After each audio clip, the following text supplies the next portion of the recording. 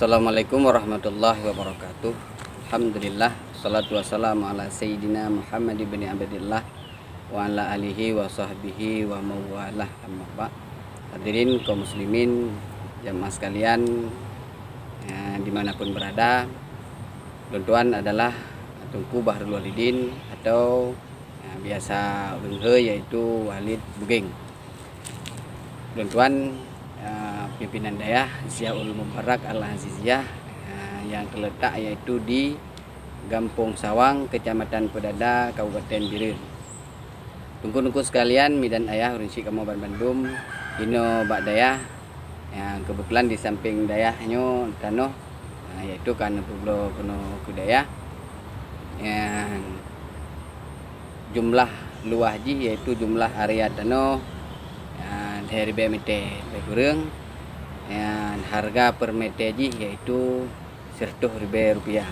Jadi kepada kaum muslimin bila ada kemudahan bila Allah ulun tuan berharap untuk bisa wakaf baju sapo untuk dayah wakaf dano yaitu untuk perluasan dayah.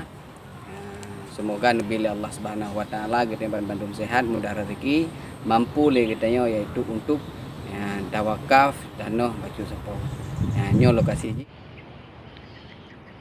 Assalamualaikum warahmatullahi wabarakatuh. Nyo merupakan komplek dayah Ziaul Mubarak Al-Aziziyah yang beralamat di Desa Sawang, Kecamatan Pedada, Kabupaten Biren.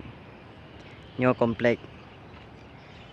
Nyo tanah perluasan untuk dayah dengan harga per meter itu Rp100.000. Luah tanah haji lebih kurang yaitu leher meter. Berarti membutuhkan dana lebih kurang leher 2 juta. Bila mana ada kemampuan dari saudara-saudara dimanapun berada, jet menghubungi pimpinan untuk wakaf tanah UBB na kemampuan. Nyo komplek ji. Ya, komplek dayah.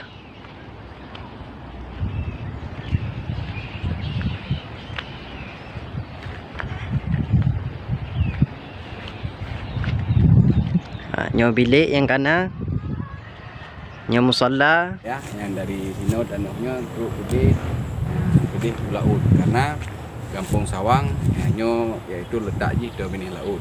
Yang geli tahu ino geli tahu laut bido. Jadi tanahnya letak dah di dominan laut. Jadi menyo nawate sementeng na daerahnya daerah Bugeng atau di mana saja bila nawate jit untuk melangkah kuno yaitu Dam Kopi.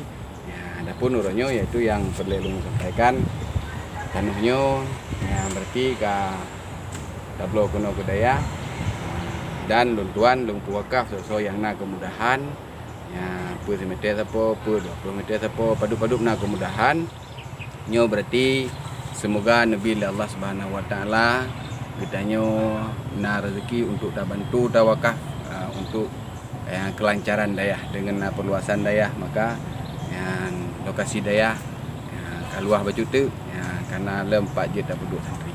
Mungkin lokasi ji bagi saudara-saudara kamu yang belum tepatnya kamu tugas le becut iaitu nyo denah lokasi ji dan bilik sebuah yang karena inan na urang tetap ini dayah na tinggal urang mondok nyo musala nyo balik sampai kedih belah ini. Nyo yang wakaf itu yang tengah dah lo kena budaya dengan jalan di dah wakaf betul-betul sapo yaitu tanah belah kuno barat.